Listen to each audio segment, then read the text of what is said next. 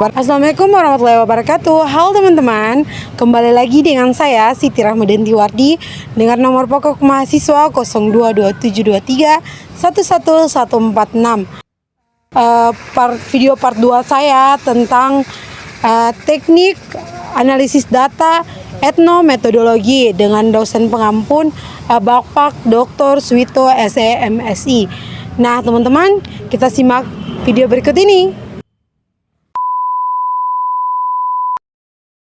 Baik teman-teman, kita masuk kepada materinya tentang teknik analisis metode etnometodologi.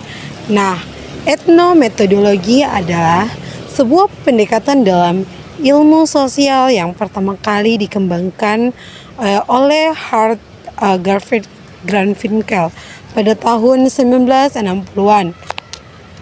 Pendekatan ini bertujuan untuk mengungkapkan bagaimana individu dalam kehidupan sehari-hari mereka membentuk dan memelihara struktur sosial melalui tindakan dan interaksi mereka.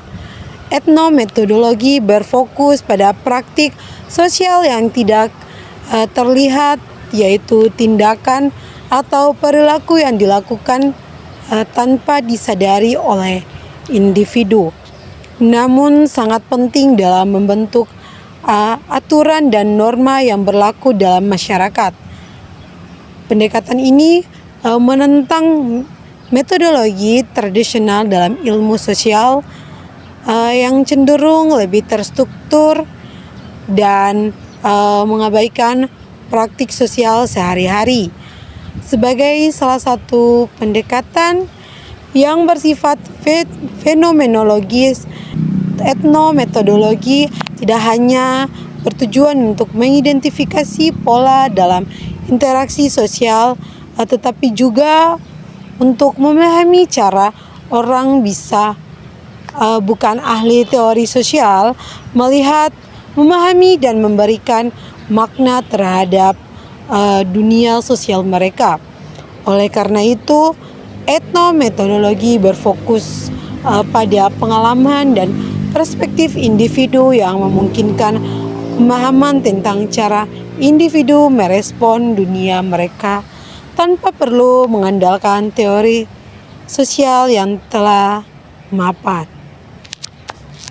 Landasan teori etnometodologi. Teori etnometodologi berakar pada fenomenologi yang berfokus pada pengalaman suatu subjektif manusia. Etnometodologi mengakui bahwa individu memiliki pemahaman tentang dunia sosial mereka yang dibentuk melalui interaksi dengan orang lain, serta melalui interpretasi mereka terhadap dunia sosial tersebut. Dalam konteks ini, etnometodologi menolak pemikiran bahwa dunia sosial adalah sesuatu yang dapat dipahami hanya melalui kategori teoritis yang telah ditentukan sebelumnya. Sebaiknya, etnometodologi menekankan pada pentingnya pemahaman yang muncul dari praktik sosial sehari-hari yang dilakukan oleh individu. Granville menyatakan bahwa masyarakat merupakan hasil dari interaksi sosial yang terus-menerus dibangun dan dipertahankan. Setiap individu berperan dalam membentuk struktur sosial ini melalui tindakan dan tindakannya, dan tindakan ini sering kali bersifat otomatis tanpa disadari sepenuhnya oleh individu yang melakukannya.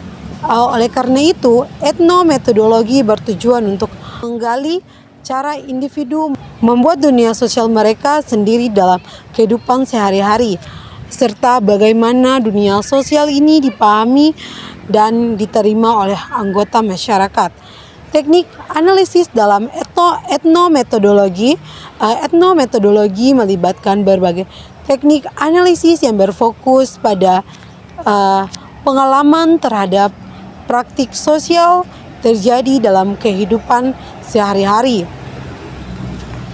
Teknik-teknik ini bertujuan untuk menggali bagaimana individu memahami dunia mereka dan bagaimana struktur sosial tercipta melalui interaksi tersebut. Berikut adalah beberapa teknik utama dalam analisis etnometodologi. Yang pertama, analisis dokumentasi. Analisis dokumentasi dalam etnometodologi melibatkan pengamatan terhadap dokumentasi atau bukti yang dihasilkan dari interaksi sosial. Dokumen yang dimaksud dapat berupa percakapan, catatan tertulis, foto, rekaman video, atau data lainnya yang mencerminkan aktivitas sosial. Dalam teknik ini, penelitian berusaha untuk mengidentifikasi bagaimana individu menyusun dan mengatur informasi dalam komunikasi mereka, serta bagaimana makna dibentuk dan dipahami dalam konteks sosial tersebut. Sebagai contoh, dalam analisis percakapan, peneliti dapat memeriksa urutan kalimat, pengguna kata-kata tertentu, serta cara individu menyampaikan pesan untuk memahami bagaimana makna dibentuk dalam komunikasi sosial. 2. Eksperimen sosial atau breaking experience. Salah satu kontribusi terkenal Gerd Finkel dalam etnometodologi adalah eksperimen sosial yang dikenal dengan nama breaking experience. Experience ini dilakukan untuk melanggar norma-norma sosial yang dianggap tidak terlihat dalam masyarakat, untuk melihat bagaimana individu bergerak terhadap pelanggaran tersebut. Tujuan dari eksperimen ini adalah untuk menunjukkan bahwa norma sosial seringkali tidak disadari, tetapi tetap menjadi bagian integritas dari interaksi sosial. Bagaimana contoh seorang peneliti dapat berperilaku tidak biasa dalam situasi sehari-hari, seperti duduk terlalu dekat dengan orang lain di tempat umum atau memberikan respon yang tidak sesuai dalam percakapan, dan kemudian mengamati reaksi orang lain terhadap perilaku tersebut. Yang ketiga, etnoanalisis. Etnoanalisis berfokus pada cara individu menciptakan makna dari situs sosial mereka. Teknik ini lebih mendalam dibandingkan dengan analisis percakapan, karena tidak hanya menilai apa yang dikatakan, tetapi juga bagaimana makna dibentuk oleh individu dalam konteks sosial yang lebih luas. Etnoanalisis memeriksa interaksi secara mendetail untuk mengungkapkan bagaimana struktur sosial yang lebih besar dipengaruhi oleh praktik sehari-hari. Dalam etnoanalisis, peneliti akan mencari pola atau kesamaan dalam bagaimana individu memahami dan memberikan makna terhadap situasi sosial mereka, serta bagaimana itu berkaitan dengan norma dan aturan yang ada dalam masyarakat. Yang keempat, analisis konversi. Nah, teknik ini melibatkan analisis mendalam terhadap percakapan antara individu. Analisis percakapan berfokus pada bagaimana percakapan berlangsung, urutan kalimat, berubah topik, menggunakan jeda, dan elemen lain yang muncul dalam interaksi verbal. Dengan menganalisis percakapan, penelitian dapat mengidentifikasi pola komunikasi yang lebih besar yang mengatur cara individu berinteraksi satu sama lain. Misalnya, dalam analisis percakapan, peneliti mungkin mengamati bagaimana orang merespon satu sama lain dalam situasi formal dan informal, beserta bagaimana penggunaan bahasa atau struktur kalimat berfokus penggunaan bahasa atau struktur kalimat berfungsi dalam membangun hubungan sosial. Nah, kita masuk pada langkah-langkah dalam melakukan analisis etnometodologi. Nah, etnometodologi penelitian biasanya mengikuti beberapa langkah untuk mengumpulkan dan menganalisis data. Langkah-langkah ini meliputi satu, pengumpulan data. Nah, pengumpulan data dalam etnometodologi dilakukan melalui pengamatan langsung atau rekaman interaksi sosial. Data yang dikumpulkan bisa berupa percakapan, perlakuan nonverbal atau interaksi dalam konteks tertentu. Pengalaman ini sering dilakukan di lingkungan sosial alami seperti di tempat kerja, rumah tangga, atau ruang publik. Yang kedua, identifikasi pola interaksi. Setelah data terkumpul, peneliti akan menganalisis pola interaksi yang terjadi. Pola ini bisa berupa cara orang berbicara, cara mereka beraksi terhadap satu sama lain, atau cara mereka mengatur komunikasi mereka. Identifikasi pola ini membantu peneliti untuk mengungkapkan bagaimana norma sosial terbentuk dan bagaimana individu berinteraksi dalam situasi tertentu.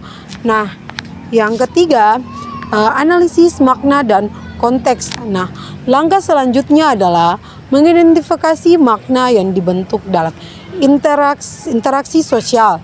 Peneliti harus memeriksa konteks budaya dan sosial di mana interaksi terjadi, serta bagaimana makna tersebut terpaham oleh individu yang terlibat. Interaksi termasuk memahami bagaimana norma dan aturan sosial diinternalisasi oleh individu dalam kehidupan sehari-hari. Nah, yang keempat, menarikan kesimpulan. Setelah menganalisis data dan makna yang terbentuk, peneliti akan menarik kesimpulan mengenai bagaimana struktur sosial tercipta dalam kehidupan sehari-hari. Nah, kesimpulan ini dapat memberikan wawasan tentang bagaimana individu berperan dalam membentuk dan memelihara norma sosial dalam masyarakat. Nah, contoh penerapan etnometodologi. Nah, contoh penerapan etnometodologi. Salah satu contoh penerapan etnometodologi adalah dalam studi mengenai interaksi sosial di ruang kelas. Nah, penelitian dapat mengambil bagaimana mahasiswa berinteraksi dengan dosen, sesama mahasiswa, serta bagaimana norma-norma sosial terbentuk dalam interaksi tersebut. Peneliti dapat memeriksa bagaimana mahasiswa memperkenalkan diri mereka, berbicara di depan kelas, atau mengajukan pertanyaan. Eksperimen breaking juga dapat diterapkan di ruang kelas, seperti dengan sengaja menggabaikan norma-norma dalam berbicara atau bertanya di kelas untuk melihat bagaimana reaksi dosen. Nah, mahasiswa lainnya terhadap perilaku tersebut. Nah, teman-teman, itu saja materi singkat dari saya. Kita masuk pada kesimpulan. Nah, kesimpulannya, teknik analisis dalam etnometodologi memberikan wawasan yang mendalam tentang bagaimana individu memahami dan mengatur dunia sosial mereka melalui interaksi sehari-hari, fokus pada praktik sosial yang tidak terlihat. Etnometodologi membuka pemahaman tentang struktur sosial yang sering tidak disadari oleh masyarakat. Pendekatan ini memberikan kontribusi yang signifikan dalam memahami cara individu berinteraksi dan menciptakan makna dalam kehidupan sosial mereka sebagai sebuah pendekatan dalam ilmu sosial. Etnometodologi tidak hanya memperluas cakrawala teori-teori sosial yang ada, tetapi juga memberikan pemahaman baru mengenai dinamika sosial yang terjadi dalam kehidupan sehari-hari. Nah, teman-teman, itu saja materi dari saya. Saya pamit undur diri. Wassalamualaikum warahmatullahi wabarakatuh. Teman-teman jangan lupa like, komen, dan subscribe ya teman-teman. See you.